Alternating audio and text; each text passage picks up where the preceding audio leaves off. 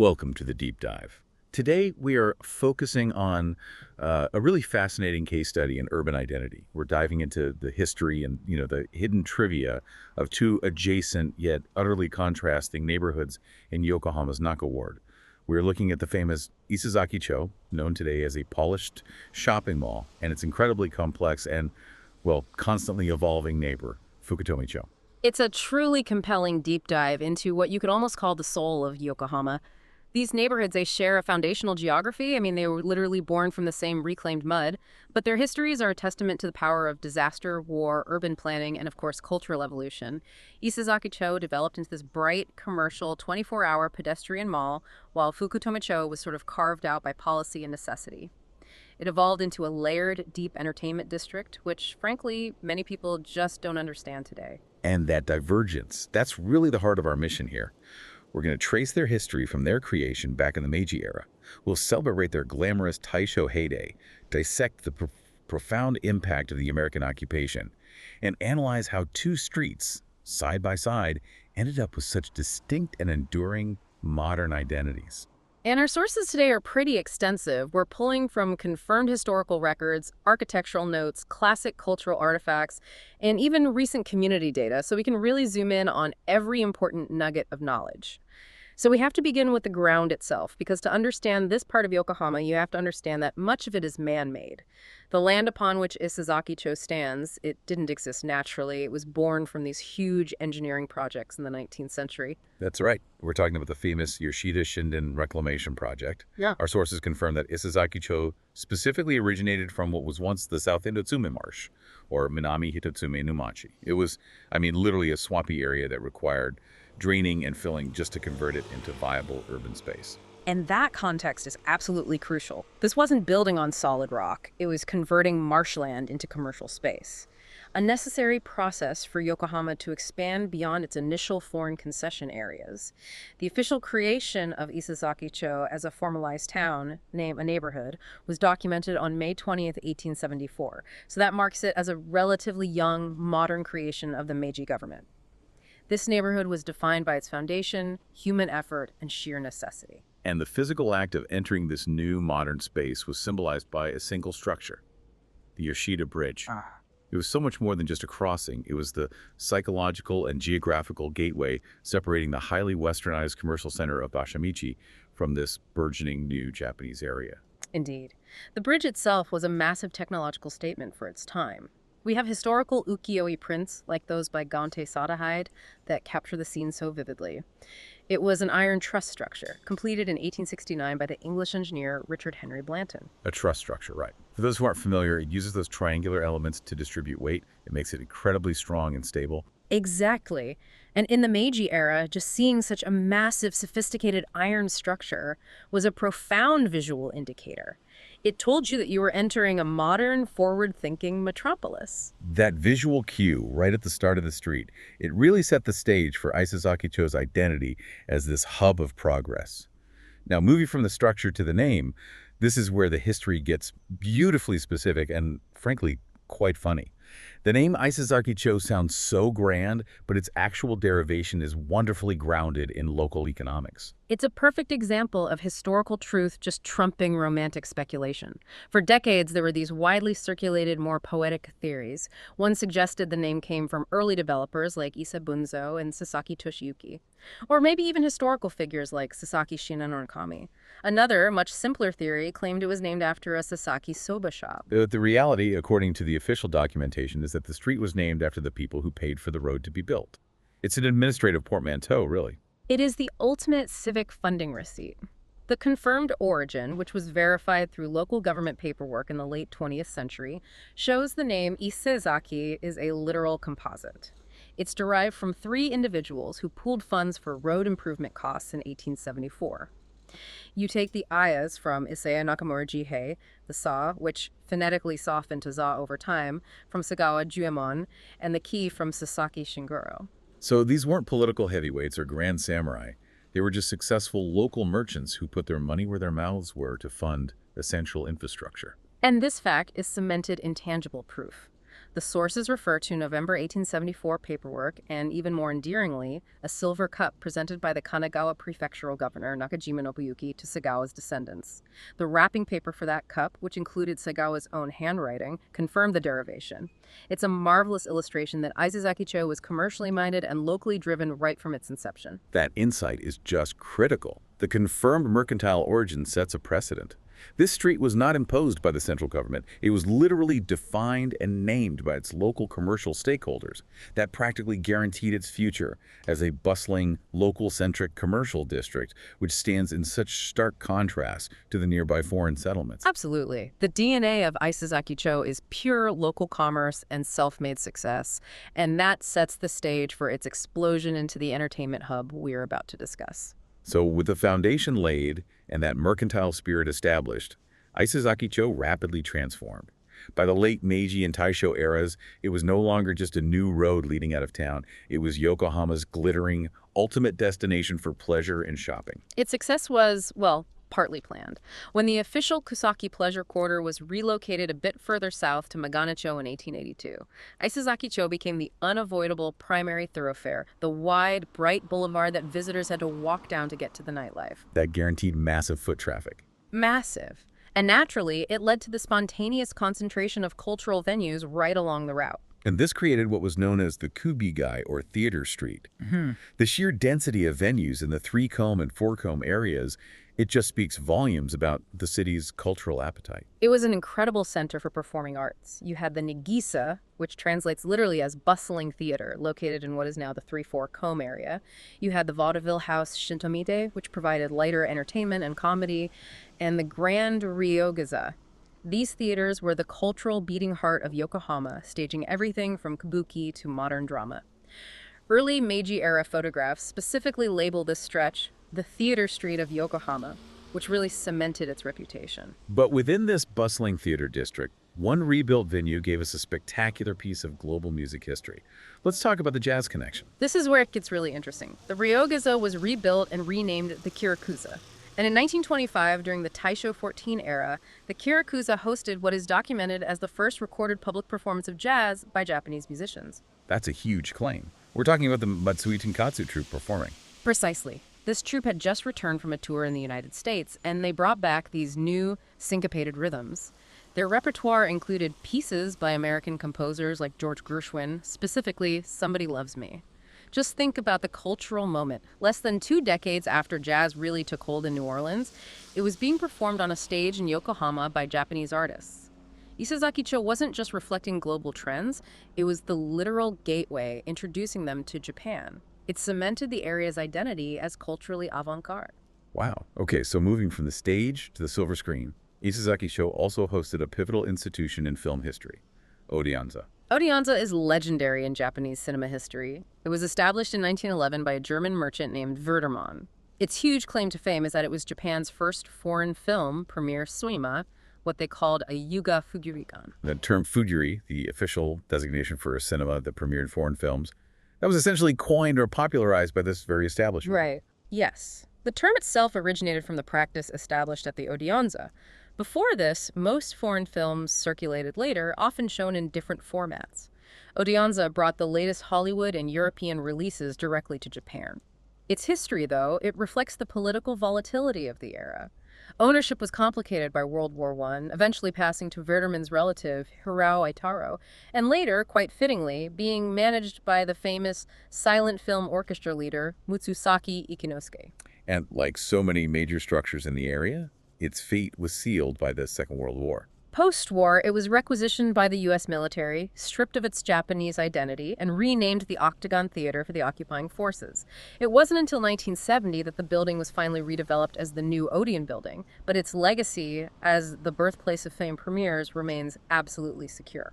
So you have this explosive cultural life theaters, pioneering jazz, groundbreaking cinema, and that naturally fueled the tremendous retail boom. This combination gave us the ultimate urban leisure activity, Izabura, or sometimes Akibura. Izabura, strolling Isezakicho, was the equivalent of Tokyo's Jinbura, strolling Ginza. It signaled that the street was so sophisticated, so modern, and so fashionable that the simple act of walking along it became a social event in itself. You were there to shop, to people watch, and to be seen. And this was solidified by the rise of these incredible commercial landmarks. Let's look at the anchor stores that define the architecture and the whole shopping scene. You have to start with the department stores. Nozawaya Gofukuten, a high-end textile and kimono store, opened its branch around 1909 and then expanded dramatically in 1929, transforming into a modern department store. It eventually became the famous Yokohama Matsuzakaya. These stores were just massive magnets for consumers. You know, one of the most enduring landmarks is the bookstore, Yurindu. Yurindu, founded in 1909, wasn't just selling books. Its physical building was a statement. The structure built around 1916 was celebrated for its modern Taisho Roman-style architecture. This style was characterized by a blend of Western architectural elements with Japanese sensibilities, often featuring decorative details like the prominent bay window balcony mentioned in the sources. It was intellectual commerce housed in absolute style. And other international style brands were quick to establish a presence, I imagine. Oh, absolutely. The street featured modern businesses like the Morinaga Candy Store and Fujiya, which opened its second store here. The Fujiya building was particularly notable for its pre-war modernism, designed by none other than the Czech-American architect Antonin Raymond. The presence of these businesses signaled that Isezakicho was operating at a global standard of retail and architectural design. And this sophistication, it leads us to the social icons of the era, the Mokemi Mobo. This is the visual peak of the Taisho democracy era. The street became a catwalk for the Moga, modern girls, and the Mobo, modern boys. The Moga were women defined by their short, bobbed hair, Western-style dresses, and fashionable independence. The Mobo were men in imported suits, often sporting bowler hats. They personified the liberated cosmopolitan atmosphere. They strolled the newly paved asphalt block street, buying books at Yurindu, sipping coffee at the cafes, and simply enjoying urban modernity. Isezakicho, at this point, was undoubtedly Yokohama's most fashionable, most energetic, and most modern commercial center. That glamorous picture of the Taisho era was, well, brutally fractured, first by disaster and then by military necessity. Yokohama and Isezakicho specifically suffered immensely. The city was devastated twice in the span of just 2 decades. The Great Kanto earthquake in 1923 wiped out a huge portion of the commercial district. However, the recovery was immediate and determined. By the mid-1930s, the city was already celebrating its resilience. The sources mention a very specific symbol of that recovery in 1935. Yes. In 1935, that Showa 10, coinciding with the Great Kanto Earthquake Recovery Yokohama Exposition held at Yamashita Park, Isezakicho erected this magnificent symbol of revival, the first Golden Crown arch at the street entrance. It was a massive, shining sign of prosperity and defiant recovery. But that defiance was short-lived. World War II brought firebombing, and the subsequent American occupation defined the area's destiny for the next generation. This ultimately influenced the divergence that we see today. The U.S. military occupation was a profound, lingering economic and social shock.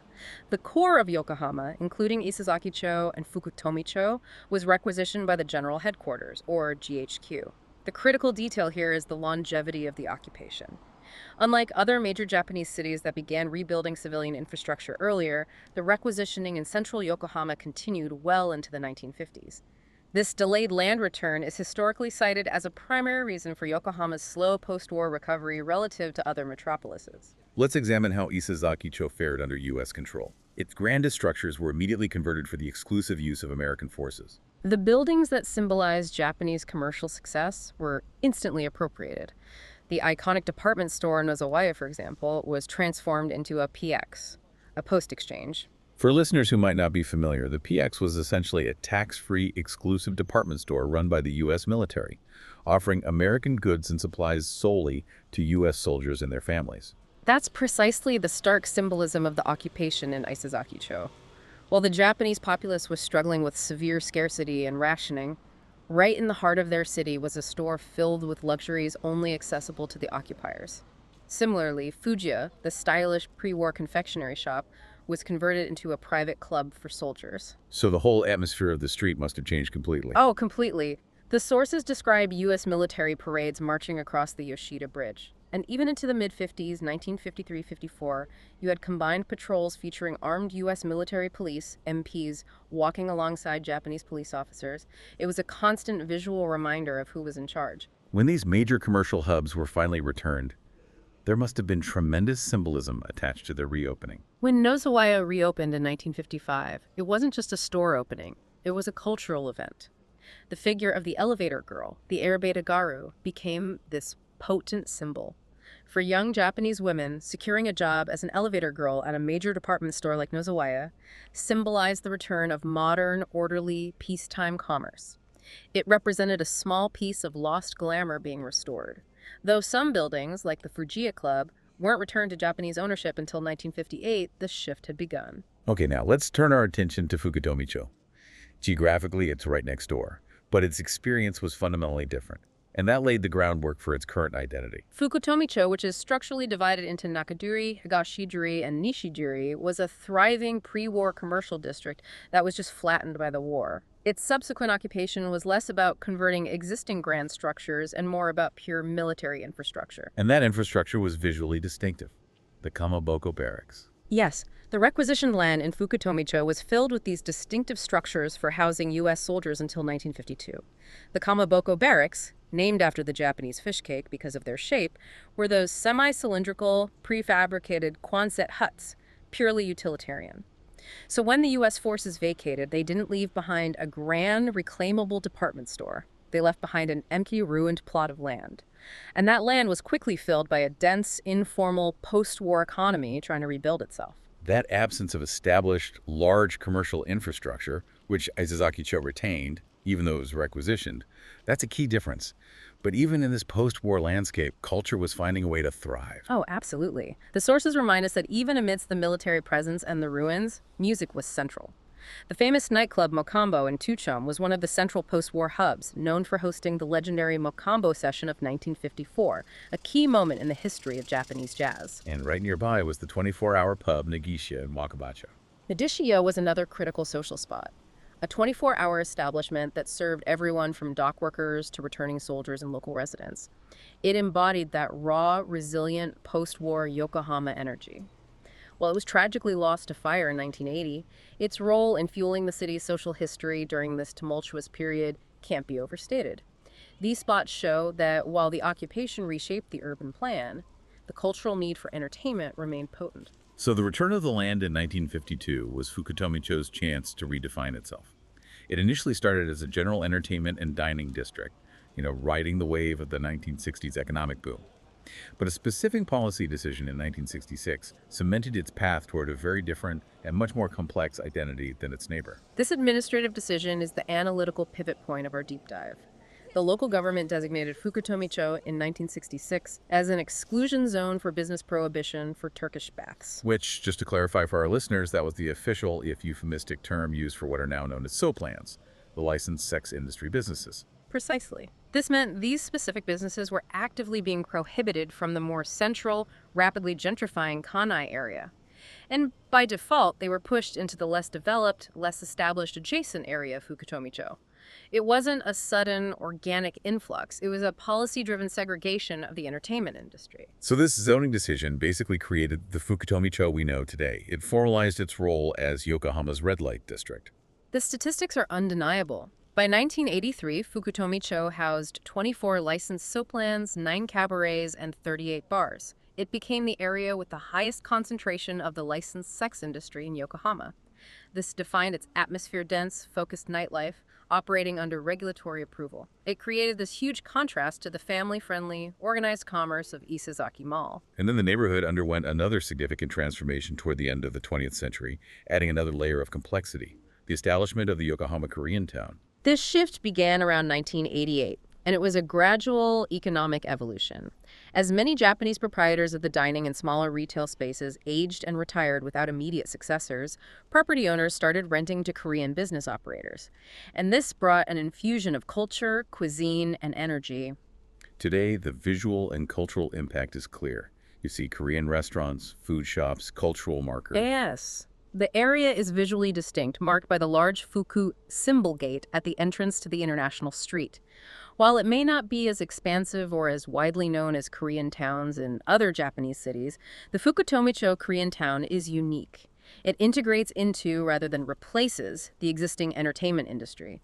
This mixture, licensed nightlife and vibrant Korean dining and commerce, is what gives the area its intense, deep character. This complex mixture, unfortunately, means the neighborhood also deals with significant social and safety challenges, which the sources highlight. That's the reality of a place that is vibrant, but also dense and historically associated with nightlife management. Despite concerted community efforts like the Koreatown Transformation Plan involving both the Korean Association and the Town Council, which includes dedicated monthly street cleaning, the area still struggles. Issues like illegal parking and particularly illegal touting or catch. And the legal framework reflects those perceived safety issues. Indeed, it's important to note the seriousness of the regulatory environment. As recently as 2022, Fukutomicho, specifically all 3 of its streets, was designated as a gang exclusion special reinforced area under the prefectural ordinance. This indicates that local governance is actively trying to manage and mitigate crime and organize involvement in the area, reinforcing its historical reputation as a deep spot. That deep atmosphere is what draws some people in and pushes others away. It's the antithesis of the adjacent, sanitized Isezaki Mall. It creates an almost disorienting contrast. Visitors often describe Fukutomicho as dimly lit, with narrow streets and vertically dense buildings. It gives it an atmosphere that is rougher, more visceral, and intensely human. Some long-term residents and enthusiasts describe walking through it as feeling like traveling in Asia, evoking a Southeast Asian or very old, dense urban streetscape, especially with the covered arcades. It forces the listener and the visitor to confront the messier, less polished aspects of post-war urban growth, juxtaposed against the hyper-modern Minato Mirai skyline looming in the distance. And to quickly ground Fukutomicho and its surrounding density, we should touch upon another nearby structure that embodies this raw post-war resilience, the Nogi Myakobashi Shotengai. The famous Harmonica Yokocho is a spectacular neighbor. It's located just across the Yuka River. It was constructed in 1964 specifically to consolidate the many open-air food stalls that popped up after the war right ahead of the Tokyo Olympics. And its significance is proven by a recent, rare historical designation. Yes, incredibly. In 2016, this post-war utilitarian structure was designated a Yokohama City Historic Building. That is a rare honor for a building from that era, recognizing its architectural and social importance. Its dense, packed-together, small-scale commercial style represents a unique and resilient chapter in the city's recovery. It perfectly embodies the kind of tight-knit, often improvised community spirit that defines this whole area. So if Fukutomicho is defined by its density and its policy-driven complexity, Isezakicho is defined by its systematic, permanent organization. We shift back to the mall, the 24-hour pedestrian zone that is a monument to successful modern urban planning. And here is a staggering historical fact that often gets overlooked. Isezakicho was a true pioneer. It was the site of Japan's first pedestrian paradise, the Hokusha Tengoku. And we are talking early 20th century here, right? Not the 70s. Yes, the concept was originally implemented in 1928, Showa 3. This idea of deliberately closing a central commercial street to automobile traffic to prioritize shoppers, it predates similar widespread efforts in virtually every other major city. It shows Isezakicho was always trying to reclaim the street for the consumer. Although the war and occupation interrupted this, the post-war revival of the concept began in 1962 with weekend closures. It was a gradual return, shifting the focus away from the car heaven or Kuruma Tengoku concept that had dominated post-war city planning. But the true permanent transformation came later. The major redevelopment in 1978 created the seamless permanent Isezaki Mall across 1 km and 2 km. This was a colossal 11-month project. It wasn't just slapping down some new pavement, it was a fundamental overhaul of the urban space. The engineering details are intense and really important to understand why the mall feels so open. They completely removed the distinction between sidewalks and the roadway, creating a truly barrier-free continuous surface. Crucially, they put all power lines underground, removing the visual clutter of overhead cables, and completely demolished the old, often haphazard arcade structures. The result was a continuous, open, 24-hour pedestrian zone, a radical concept for the time. It sounds like they were prioritizing aesthetics and shopper comfort above all else. Absolutely. The mall's aesthetics were integral to the plan. They installed about 70 street trees, which were initially small saplings but have grown to provide this crucial element of natural greenery. They also invested heavily in architectural symbols, like the welcoming gates built over the years. For example, the 1985 gate featuring the decoration of the flying clipper ship Nippon Maru, a nod to Yokohama's port identity. This entire effort won a major award in 1987, validating it as a successful model for urban renewal. Despite this intense modernization, though, the mall carries the ghosts of its commercial past. Let's remember some of the retail giants that anchored this street before and during the mall's creation. The retail history is a narrative of continuity and acquisition. We already mentioned Nozoeya, which became Yokohama Matsuzakaya and closed in 2008. But another colossal store was Matsukiya, established in 1919. Locals knew it affectionately as the Red Lighthouse because of the prominent lighthouse-shaped structure on its roof. It was a true visual landmark, a beacon telling shoppers where the center of commerce was. And Matsukiya's eventual fate shows the corporatization of the retail landscape. Yes. Matsukiya was sold to Hataya, the forerunner of the major uni group, in 1969. Its final iteration, Pyogo Isezaki, eventually closed in 2020. This street has always been a bellwether for the retail industry in Japan. Even stores catering to a younger demographic had a major presence, like Marui Isezakicho, which operated from 1965 to 1999. And the bizarre twist involving Marui's successor building is a perfect piece of Isezakicho trivia. It's wonderfully weird. After Marui closed, the building briefly housed the completely unique Yokohama Curry Museum from 2001 to 2007, showcasing the diversity of Japanese curry.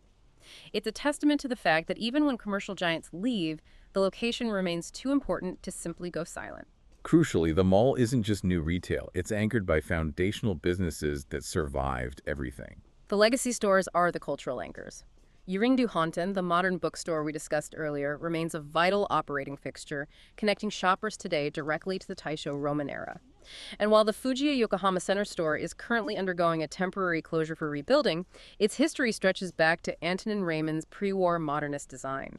These enduring businesses prove that the commercial pulse of Isezakicho is over a century old, constantly rebuilding but never leaving.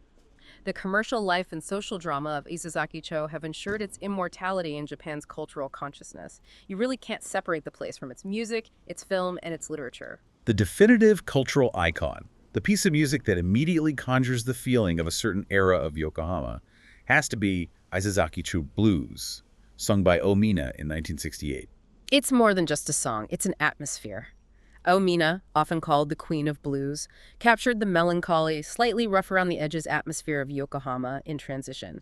The song is famous worldwide for its unique phrasing and that distinctive emotional sigh that punctuates the lyrics. It was a massive hit. And the neighborhood embraced this identity, making sure the connection is never forgotten. The community recognized the song's profound importance by erecting a dedicated song monument in the Forecombe area in 2001. This ensures that the cultural legacy of Omina and her blues are permanently tied to the physical geography of the mall. But the musical connection is far more complex than just one song, reaching back to our discussion about the Kirakusa jazz and extending to contemporary rock and J-pop. Absolutely. The area is a living inspiration. We noted that the Kirakusa hosted the first recorded performance of Japanese jazz in 1925, a crucial international link. In the modern era, the raw, complex vibe of the adjacent streets continues to fuel artists.